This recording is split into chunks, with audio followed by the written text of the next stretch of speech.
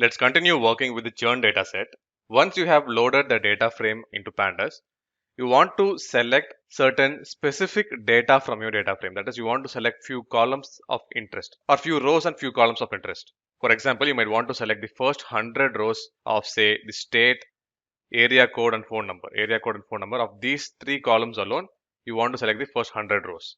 That could be one scenario. Or you might also want to select all the columns from this data frame except leaving out a few columns. Like this, there might be many other scenarios as well. Whatever be the condition, whatever be the complexity of the condition, it is possible to do all sorts of data subsetting using Pandas. And the syntax to do that in Pandas is very simple and straightforward, very intuitive. Now, when it comes to syntax for selecting the data, there are four main notations or functions or methods of data frame. First one is the dot notation. We will see all of these now. The dot notation, the dot lock method, the dot ilock method, and dot iat and dot at. All these are the different methods for selecting the specific rows and columns from your data frame. Let's look at them one by one. First one, the dot notation. Here, using the dot notation, you can select only one column at a time. It is a very simple, very straightforward syntax. Just like how you would call the different methods of a data frame, if you just call df dot the name of the column, you can just select that column. The disadvantage, however, is if your column name contains a space, this won't work. Secondly, you can only select one column at a time. It is not possible to select more than one column using the dot notation, right? That is also there. The third disadvantage is you can only select a column. You cannot assign a new value to this column. For instance, if you try to assign, say, a new column called state or state num, something like that, whatever the name.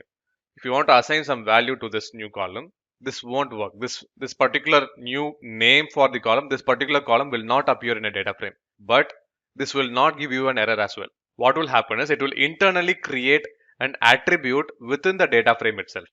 Let me show you with an example. Let's run the code over here. So this is df.state. Now if I'm going to try and create df.state underscore num equal to 1. Alright. Now I have created a new column called df underscore state. But did it actually create a new column? Let's find out.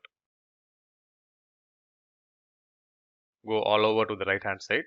You still see that the last column is churn. There is no new column created.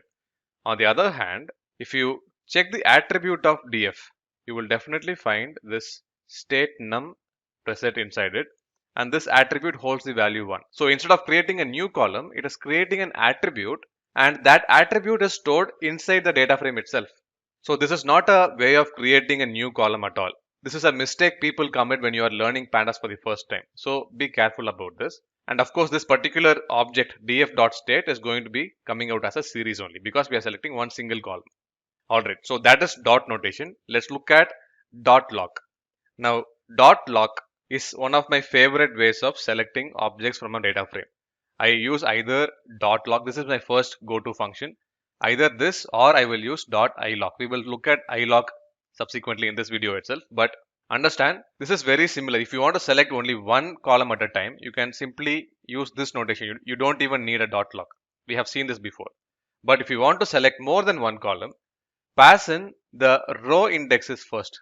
If you want to select all the rows, pass in this colon like this in rows position, and in columns position, if you want just one column, you can pass that name here.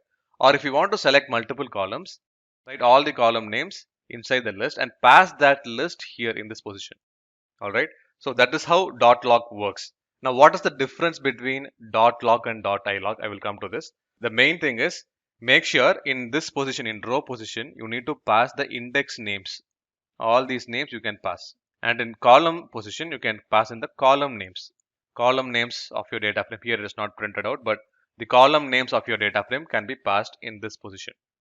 Now, coming to the syntax of how to select multiple columns, one very common mistake, again, beginners tend to make is they write all the column names just like that in the second position. You should not do that. You should put all these column names inside a list and pass that list. It can take only one object. In the second position, it can take only one object. And that object can be a list. Pass this list and this should work. Another useful syntax is, suppose if you want to select a lot of columns that occur continuously in your data frame. For example, these columns, account length, area code, phone number, international plan, all these columns are occurring continuously. In such a case, you don't have to write all the column names. You can use this colon notation, write in your first column name, write in your last column name that you want to select. Right? All these column names in between, all these columns in between will be selected as well. So that is how .lock works. Clear? Now let's see how .ilock works.